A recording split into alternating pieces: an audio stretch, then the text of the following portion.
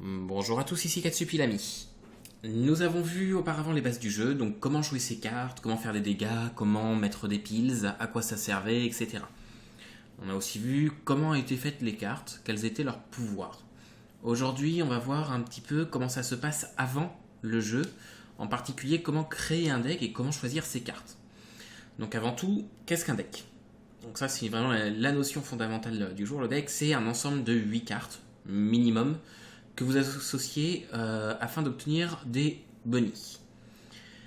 Donc pourquoi 8 cartes? C'est le minimum, hein. Vous pouvez pas. Vous voyez là, j'ai mon deck qui est affiché, 8 cartes. Si on fait enlever du deck, vous voyez, j'ai un message d'erreur, pas moins de 8 persos.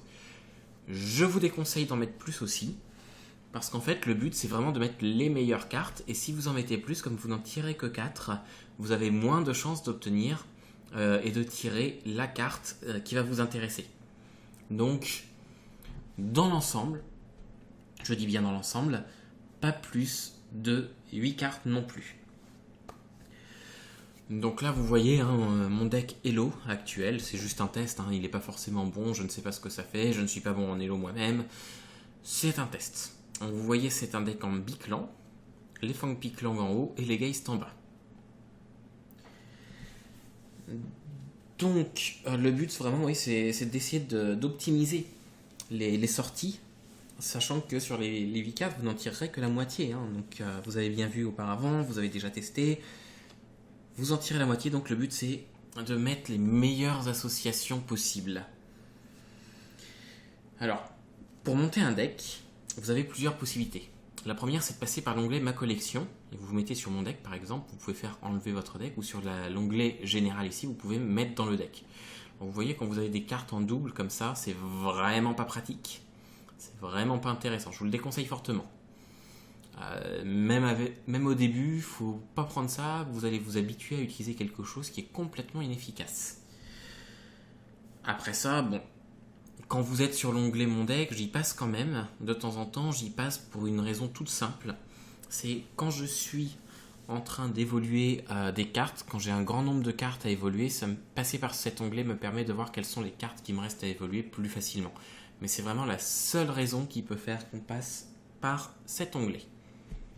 Le deuxième onglet, il est beaucoup plus pratique. C'est l'onglet Ma collection pro. Et alors là, vous voyez, par exemple, César ou Césarée que j'ai 25 fois, là, il n'apparaît qu'une fois. Donc c'est beaucoup plus pratique. Je peux aussi trier comme je veux. Je peux choisir juste un clan. Bon, sur l'autre onglet aussi. Hein. Je peux choisir de trier par niveau. Si par exemple, je veux faire... Bon là, si je mets les 5 étoiles en premier, ça va me permettre de faire du gros deathmatch. Enfin, pas du deathmatch puisque ça n'existe plus, mais du survivor. Au contraire, si je prends les petites étoiles en premier, ça va me permettre de faire un deck plus pour les lots ou le tournoi quotidien. Voilà. Après ça, bon, si vous savez plus trop quoi... Si vous cherchez un perso en particulier par nom, vous pouvez chercher par puissance.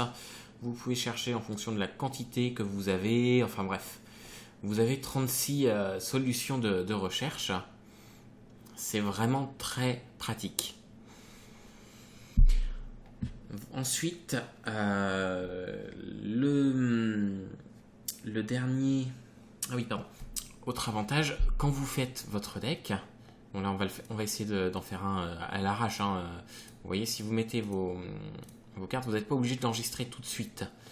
Là, vous pouvez mettre, hop, Anuka, des cartes à 5 étoiles. Hein. Je fais vraiment à l'arrache, je ne cherche même pas à regarder les persos. Il en manque 2. Voilà. Voilà, on est à 8 cartes. Là, on a fait notre deck. Donc là, on peut soit le définir comme deck, comme en passant par l'onglet collection, soit le sauvegarder en tant que preset. Donc c'est le deck aussi. Hein. Mais ce qui ne va pas, vous le définir comme deck automatiquement. Donc vous le sauvegardez, automatiquement ça va s'appeler mon super preset, vous l'appelez comme vous voulez, vous faites sauver. Bon là on va annuler hein, vu que c'est fait n'importe comment. Voilà pour l'onglet création de deck. Vraiment la collection pro. Donc vous passez par collection, Ma collection pro. Ça vaut le coup, c'est ce qu'il faut faire. Passez par là si vous pouvez. Et pour finir, un dernier onglet que vous pouvez voir pour le deck, c'est les presets publics. Alors là, ce n'est plus dans l'onglet collection, vous voyez dans collection, vous avez ma collection et ma collection pro et mon deck. Là, vous passez par l'onglet communauté, preset public, ça vous ramène ici. Alors, ici, par défaut, vous avez des decks assez merdiques qui vont se mettre, vous voyez, plus 30, plus 60, moins 30. Bon, pas forcément merdiques, mais pas forcément très efficaces, qui vont pas vous correspondre. Donc, déjà, la première chose que vous pouvez faire, c'est classer. Oula, pardon. Ça va être de classer en fonction de la personne qui l'a publié. Donc ici, il n'y a que les personnes présentes dans votre liste d'amis. Ensuite, format de deck, vous pouvez choisir par exemple un type Hello. Mode de jeu, bon bah Hello, logiquement. Clan 1, on va prendre les Freaks. Clan 2, les All Stars. Et ensuite, bon la date, on s'en fiche un peu. Vous allez classer par popularité et par ordre décroissant. Donc vous voyez là le premier deck qui apparaît, plus 1674. C'est un bon score, ça peut être intéressant. Donc on va l'ouvrir. Bon, ce deck n'est plus d'actualité. Vous voyez, il y a 2 personnages interdits en Elo ici. Il n'est plus d'actualité. Mais il est toujours intéressant de pouvoir s'en inspirer. Alors, une fois que vous êtes là, pour pas vous embêter, si vous avez les personnages, vous faites copier dans mes presets. Donc vous mettez le nom, n'importe quoi, et puis vous mettez OK. C'est tout simple. Il y a même 3 personnages qui sont interdits Hello. C'est tout simple, ça vous permet vraiment de faire ça facilement, de trouver un deck qui vous correspond. Si on va en prendre un... Alors, on va essayer d'en trouver un qui est réellement autorisé en Elo maintenant. Donc, celui-ci interdit, 4 persos interdits, youhou. 2 persos, 3 persos. Bon, ça va être compliqué avec avec ce biclan là de trouver des presets qui ne soient pas interdits Elo. Donc ce qu'on va faire, on va changer, on va prendre du Frozen et par exemple du Vortex. Alors, hop. Là, il y a juste Tiwi qui est interdit en Elo. Et là, il n'y en a aucun. Voilà. Donc vous avez ici un deck autorisé Elo, un ensemble de clans que j'ai choisi qui m'intéresse. Je vais vous dire après comment faire les clans. Donc, maintenant qu'on a vu les outils pour faire le deck, on va voir comment faire un bon deck. Donc là, c'est plus compliqué. Déjà, un bon deck, en soi, ce n'est pas définissable. Ça dépend du mode, ça dépend de la personne. Chacun a ses propres façons de jouer. Personnellement, je sais que j'aime bien... en TQ, j'aime bien les personnages, les clans à modificateur d'attaque. Ce n'est pas le cas de tout le monde. Il y en a qui vont préférer justement stopper le bonus, d'autres qui vont avoir des bonus complètement différents, qui vont stopper les pouvoirs, ce qui peut être très avantageux par exemple contre un Copper qui a puissance plus 5 en pouvoir. Donc vraiment, chacun a ses propres manières de jouer. Et donc chacun va choisir ses propres clans. Je ne le préciserai pas à chaque fois, ce sont vraiment des choix personnels. Et je vais vous parler maintenant de 3 types de decks que je vous conseille. Donc, vous avez des monoclans, donc juste un clan, que des Frozen. Ici, il n'y aurait pas de Vortex. Le monoclan, c'est 8 cartes du même clan. L'avantage du monoclan, c'est que vous avez toujours le bonus d'activer. Toujours, quoi qu'il arrive. Enfin, sauf si vous tombez sur un stop bonus, évidemment, mais vous êtes sûr d'avoir vos 4 cartes avec leur bonus. Ensuite de ça, deuxième type de deck, c'est monoclan toujours, mais avec un leader. Donc, 7 cartes du même clan, plus un leader. Alors, surtout pas... quand je vous parle de monoclan, de biclan, c'est parmi les clans, le leader ne fait pas partie des clans. Ne mettez pas un deck full leader, ça ne sert à rien. Donc... 7 cartes et un leader. Pourquoi ? Les leaders sont des personnages qui sont très puissants et qui ajoutent de la puissance à vos cartes. Donc on va regarder leur pouvoir vite fait, vous allez voir.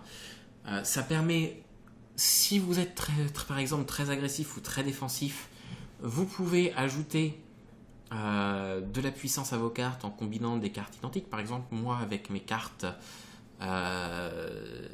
Uppers, je pourrais mettre un Hugo qui va, en plus de réduire l'attaque adverse de 10, toutes mes cartes vont avoir un attaque plus 6 grâce à Hugo. Donc le pouvoir des leaders s'applique à l'intégralité des cartes sorties, c'est très pratique, sauf si vous sortez plusieurs leaders. Si vous sortez plusieurs leaders, tous les pouvoirs des leaders s'annulent. Donc ne faites pas ça, s'il vous plaît, ne mettez jamais plusieurs leaders dans votre deck. Donc, comme je disais, vous pouvez compléter le bonus du clan. Donc Uppers avec Hugo, ça se marie très bien. Ça fait des cartes qui sont extrêmement puissantes. L'adversaire va devoir piler un max pour vous contrer au début. Au contraire, si vous trouvez que vous jouez pas Uppers parce que c'est trop cher, mais vous allez jouer Jones par exemple parce que c'est plus drôle, c'est un petit peu moins cher, c'est tout aussi efficace, mais que vous trouvez qu'il leur manque de la puissance par rapport aux Uppers, ou que il vous manque dans votre deck ce petit côté défensif, vous pouvez mettre soit Eric par exemple pour diminuer la puissance de l'adversaire, soit un Volt pour diminuer les dégâts des adversaires. Vous pouvez vraiment faire les combinaisons que vous voulez, hein, ça dépend de vous, ça dépend de votre analyse, de votre manière de jouer une fois de plus. Donc on est déjà à 2 types de decks, monoclan avec leader. Donc le troisième type de deck que je vous conseille, c'est biclan, 2 fois 4 cartes. Comme je vous ai montré tout à l'heure sur les presets publics, si par exemple on prend Frozen in Fear, donc là vous voyez il y a 2 clans. Ce choix de biclan, pareil, il vous appartient parce qu'il apporte à la fois des avantages et des inconvénients. Il apporte des avantages parce que ce sont des clans avec non seulement des bonus complètement différents, mais aussi en général des pouvoirs très différents. Alors vous allez toujours avoir les pouvoirs qui vont faire moins X attaque adverse, mais bon, par exemple, vous allez avoir plus de modifications d'attaque sur les vortex, et là, plus de modifications de la puissance, ou un copie bonus sur les Frozen. Personnellement, je trouve que c'est très complémentaire, les deux peuvent se mettre ensemble. L'inconvénient à côté de cet avantage qui est vraiment extrêmement fort, c'est que vous ne savez pas ce que vous allez tirer. Vous pouvez tirer les 4 cartes du même clan, ce qui n'est pas désavantageux puisque vous avez toutes les cartes avec les bonus activés, donc soit Frozen ou Vortex. Vous pouvez tirer par exemple 2 Frozen et 2 Vortex, ce qui pareil est avantageux parce que vous avez les bonus activés et en plus la complémentarité. Vous pouvez aussi tirer 3 cartes d'un clan et une seule carte de l'autre. Si vous tirez les 3 cartes d'un clan, l'avantage c'est qu'ils auront bien leur bonus, par contre la carte qui est toute seule, elle ne l'aura pas. Donc vraiment c'est un choix. Autre inconvénient du biclan, vous ne pouvez pas utiliser de manière efficace les cartes avec un support. Si par exemple vous utilisez les rescues en biclan, vous allez bousiller la moitié du bonus. Ne faites pas ça. Si vous utilisez des skills en biclan, n'utilisez pas le Dr Falkenstein, Sandro ou Sacha. Ne faites pas ça, vous allez bousiller la moitié de leur intérêt. Donc voilà vraiment les limites du biclan. Par contre, ça fait une énorme complémentarité. Ça fait aussi que certains clans, par exemple les Uppers, dont je parlais tout à l'heure, qui sont mes préférés, ont des cartes mauvaises. Par exemple en 2 étoiles. Les bonnes 2 étoiles Uppers n'existent pas pour moi. C'est une limite du clan et il a énormément d'avantages, mais il n'a pas celui-ci. Donc ça permet, si on met avec des Frozen, vous voyez, il y a des 2 étoiles qui sont sympas, puisque là, s'il y a son pouvoir et son bonus activé, ça arrive quand même à une 10-4. C'est pas rien pour 2 étoiles. Donc voilà les avantages des biclans. Vous avez d'autres types de decks. Vous avez des decks à 9 cartes.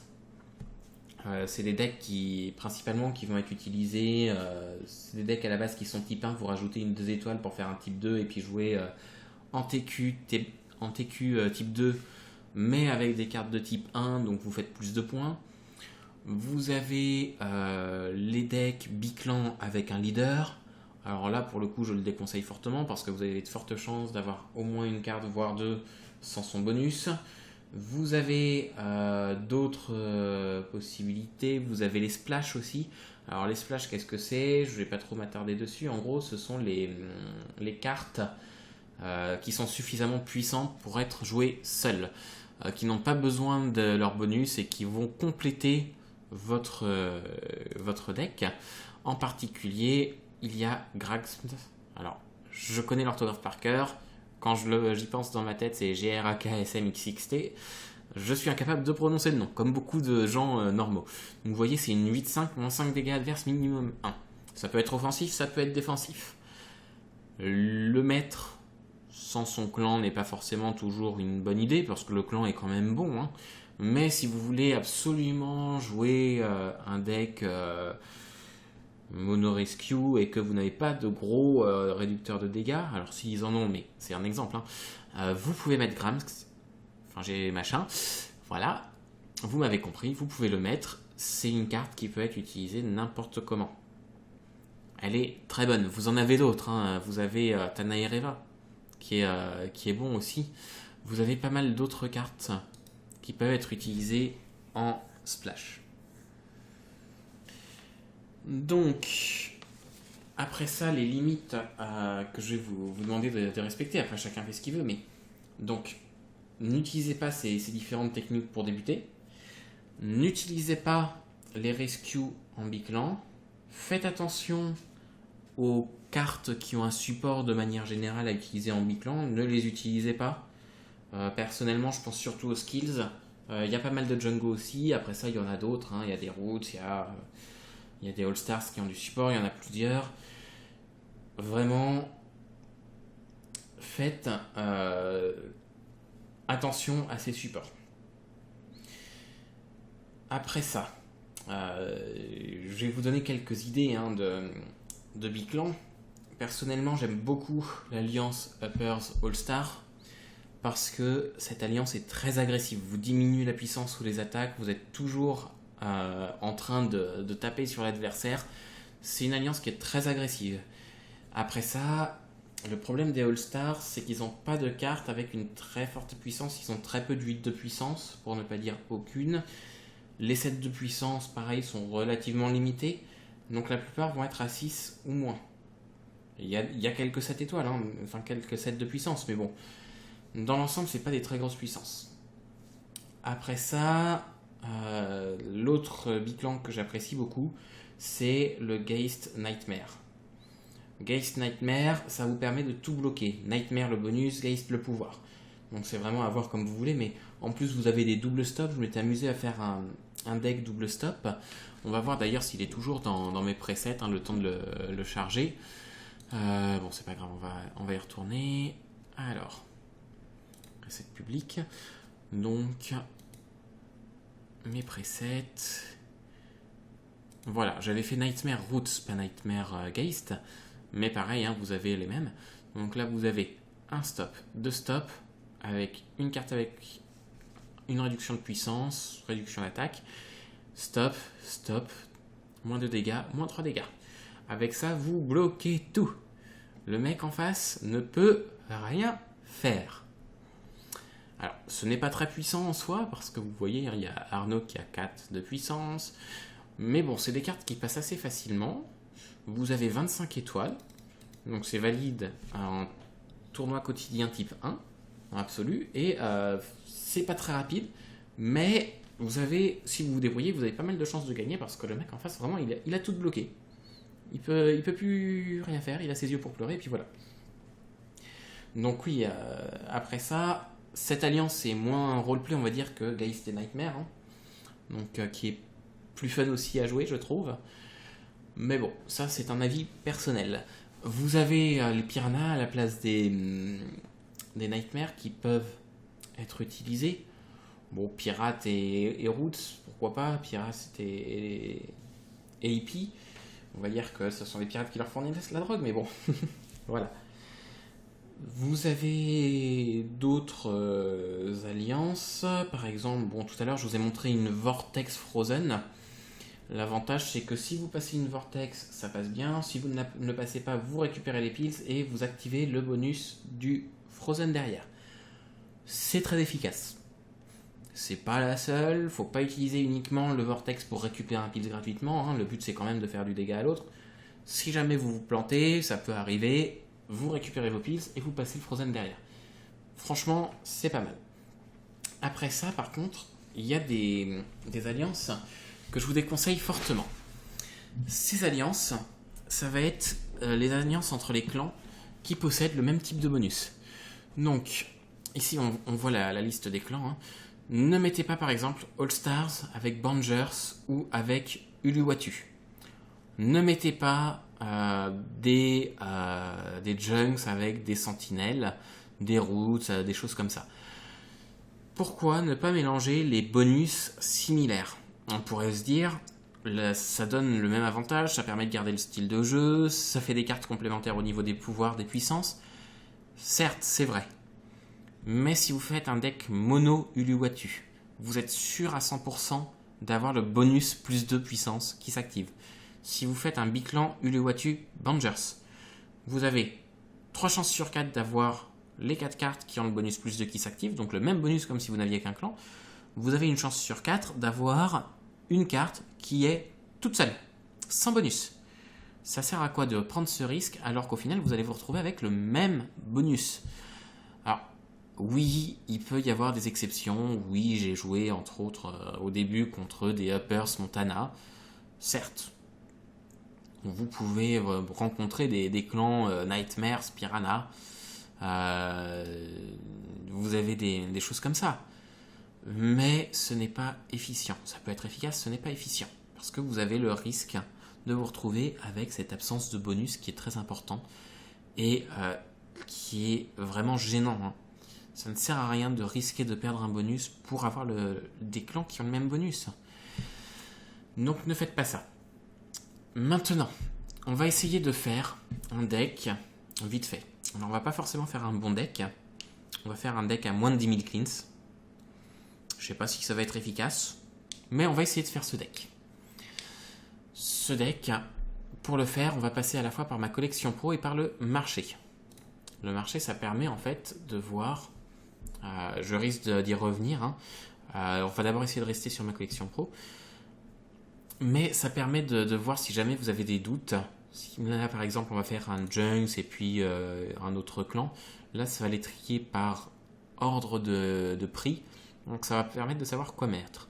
Donc, mon but, ça va être de faire un deck à moins de 10 000 cleans avec des Junks et un autre clan. Donc on va commencer, on va essayer de faire entre 26 et 28 étoiles pour faire du TQ. Donc dans les 2 étoiles, vous voyez les puissances sont classées par ordre croissant en plus des étoiles, hein. Donc Gilles, bon de toute façon vu le prix on abandonne. Jarez, Limoun, Santogan, Flanagan... Flanagan, il est pas mal, voilà. Il est à 900, il est en dessous des 1000, on a un peu plus de 1000 en moyenne par carte. Ça fait la première 2 étoiles. Ensuite, Akiko. Non, on va commencer plutôt par les puissances élevées, hein. Je vous l'avais déjà dit à plusieurs reprises, je préfère les puissances élevées. Stico, 1746, c'est un peu cher. Onyx, pareil, 1300. Trémor, 5000, ni pour son même pas. Romana... Loli, moins 2 de dégâts adverses. Et Giro. Et Funk. Alors, pour l'instant, on va mettre Onyx, qui est à 1300. Et puis, on modifiera hein, si besoin. Après ça, dans les 4 étoiles.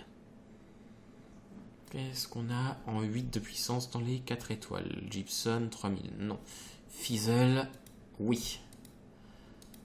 C'est intéressant. Ibiza, Cubic, vu les prix, non. Malmotte, Down, T47. Bon, après, au pire, si besoin, pareil, on mettra Sirène sur Fizzle, mais je préfère Fizzle largement. Et là, on est à 9 étoiles. On va essayer de se mettre à 13, donc pareil, un deuxième 4 étoiles. Qu'est-ce qu'on va mettre? Malmotte, Dawn, T47, Sirène, Necrodruide. Kawan, Cristal. Bon. Dans les 4 étoiles, il n'y a pas grand chose d'autre qui m'intéresse. Au pire, on mettra donc justement Sirène. Voilà, qui est ici. C'est pas ma préférée. On va regarder dans les 3 étoiles pour arriver à 12. Ça va faire un peu limité, 12. Hein. Alors, Trémor, donc on a dit non. Onic, on l'a pris. Stico. Loli. Voilà, on va mettre. Ouais, non, on va essayer de mettre Sirène et puis on reviendra après. Hein. Donc, ou alors on met directement une 5 étoiles pour arriver à 14. Alors, il y a Vanish et les tâches s'évanouissent. Pardon. Donc, Vanish 1162. Confiance plus 1 de vie par dégâts. C'est pas mal. Bon, je regarde un peu ce qu'il y a. Skylar, non. Lovelace, Haze. Fuzz, non. Vanish, pour moi, c'est le meilleur choix. Allez, hop. Voilà pour le premier. Et puis maintenant, on va faire un autre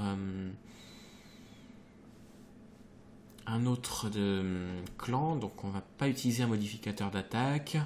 On va utiliser, par exemple, les Montana. Non, on n'a dit pas d'un modificateur d'attaque. On va utiliser des Nightmares.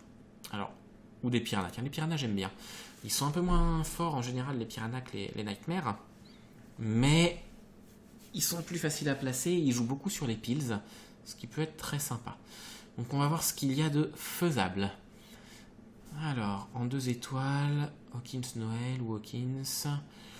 Hawkins Noël, hein, plus de Pills, justement. On a dit qu'on allait jouer sur les Pills. C'est sympa. Alors, j'aime beaucoup la puissance en général, mais Tula, par exemple, va être très puissante. Moins 4 puissance adverse, en gros, elle a la potentielle d'une 7 étoiles. Enfin, d'une 7 de puissance, pardon, pas d'une 7 étoiles. En faisant 4 de dégâts pour du 2 étoiles. C'est vraiment pas mal. Ensuite de ça, donc on va faire pareil, hein, pour aller à 28, on va faire 2, 3, 4, 5 ou 2, 3, 4, 4 pour monter à 27 étoiles. Donc, 3 étoiles, Tid, Smokey, Hector, Dr Alma,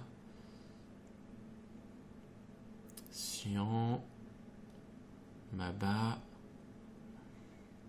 Voilà, Baba, il va pas jouer sur les Pills. Là, on va pas, soit on va mettre Tid, qui est à 925, ça fait une 8-4, soit on va mettre Baba. Alors, personnellement, donc toujours, hein, je préfère la puissance, mais le stop pouvoir, c'est toujours confortable, c'est toujours pratique d'en avoir un. En plus, il n'est pas trop cher, on va prendre ça. Ensuite, 4 étoiles. Donc, je descends toujours pour aller à la puissance la plus importante. Rascala et Grunjo, donc non. Sting à 1833, non. Raet. Christine. Ça fait aussi un stop pouvoir.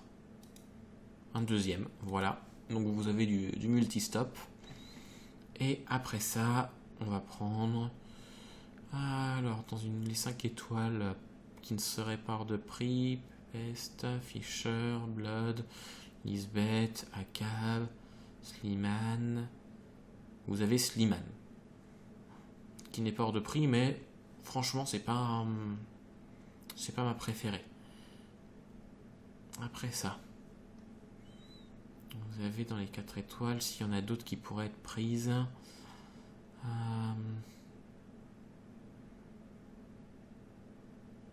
Qu'est-ce qui pourrait être pris? Non, il n'y a pas grand chose qui m'intéresse. Donc, pour rester sur un deck pas trop cher, on va mettre Hector justement. Qui est à. Non, pas Hector. C'est pas lui que je voulais. C'était. On va mettre Tid. Voilà. Qui est à 925. Donc, avec ça. Bon, je vous ai fait mes réflexions à voix haute. C'est pas forcément très agréable parce que vous avez vu, j'hésitais. Mais vous avez compris en même temps, je vous disais quels étaient les intérêts. Alors, certes, j'ai fait un deck à moins de 10 000 cleans. Ça, si on fait définir comme deck. Voilà. Et si on va voir dans la section mon deck. Alors, est-ce que là, on a le récapitulatif? Non. On n'a pas le récapitulatif du tarif. C'est pas grave.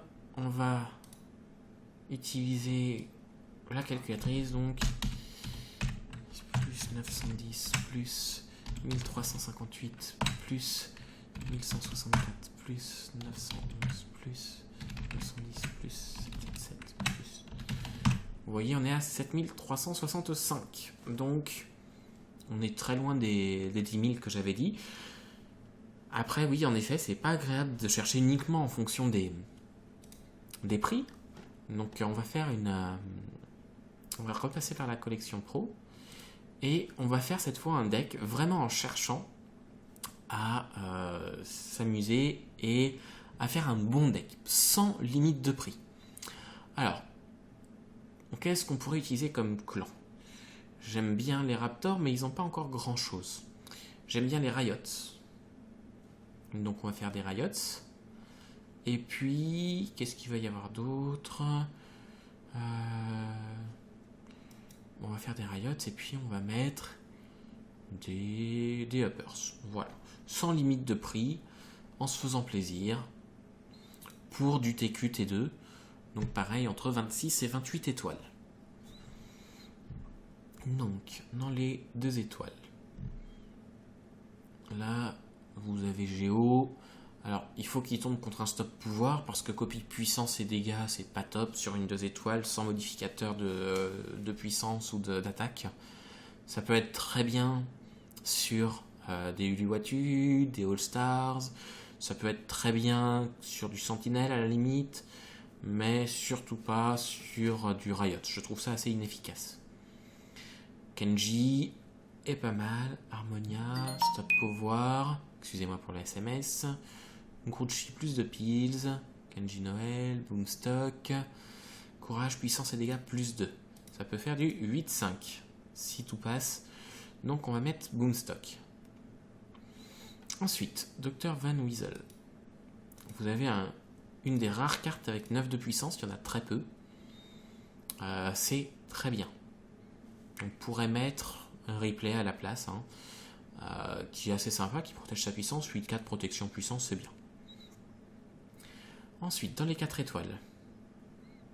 Alors, Lenora, qui est très bonne. Vera. Hartnell.